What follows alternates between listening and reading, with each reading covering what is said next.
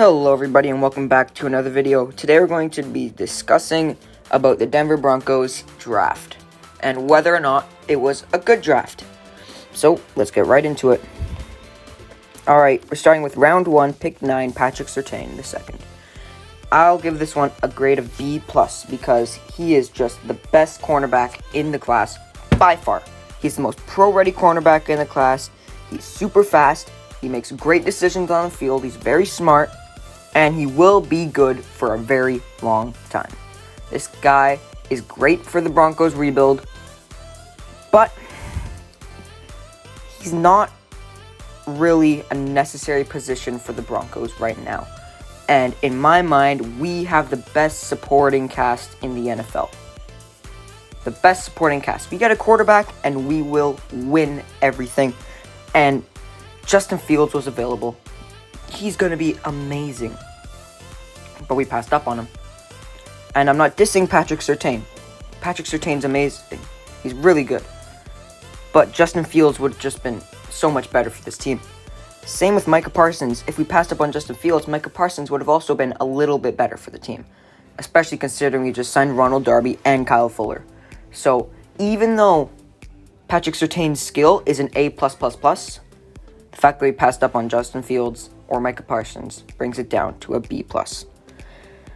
Okay, round 2, Javonte Williams. I'll give this one a grade of A.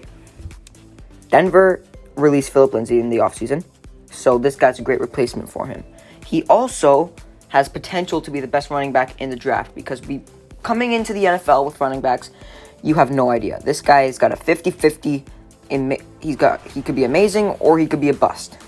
He is a great goal line threat, seeing as we don't really have one on the team right now. Melvin Gordon not very good at the goal line, and Mike Boone, he's a third string running back. He had the highest broken tackle percentage in college, and that's a very useful skill in the NFL, because in the NFL, a lot more than in college, you're going to have a lot of better rushers, way better run stoppers in the NFL, and they're going to get past the line of scrimmage a lot of the time, and you're going to have to be able to break that tackle to gain positive yards. If you want positive yards, you got to be able to break a couple tackles. So that's very, very important in the NFL. He's also a great running back to take over for Melvin Gordon if he isn't a bust in 2022. Because that's when Melvin Gordon's contract expires, and I don't think we're going to want to pay that much for an old veteran like Melvin Gordon. Also, just a fun fact for you, last time George Patton traded up in round 2 of the draft was to select Dalvin Cook. And Dalvin Cook is very good. And the only con is he's not a great receiving back, but we have Melvin Gordon, who's really good at that, so that's okay. But yeah, it's a little bit risky taking a running back, but I feel pretty confident that this guy is going to be really good. Okay, round 3, Quinn Miners. I'll give this one a grade of B. Quinn Miners he's very determined to get better. He's a good player. He wants to be on the team. He wants to get better. He's going to do everything he can to get better, and I know that. Which is very good. It's very good to have that in an NFL player. And he also destroyed every other player in the Senior Bowl.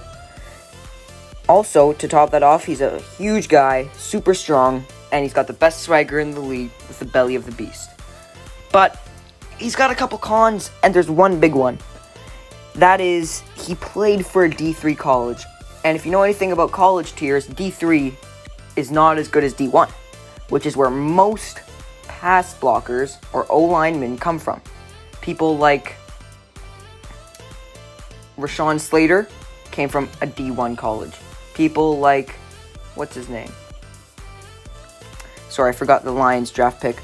But he also came from a D1 college. And from a D3 college, you're blocking way worse pass rushers.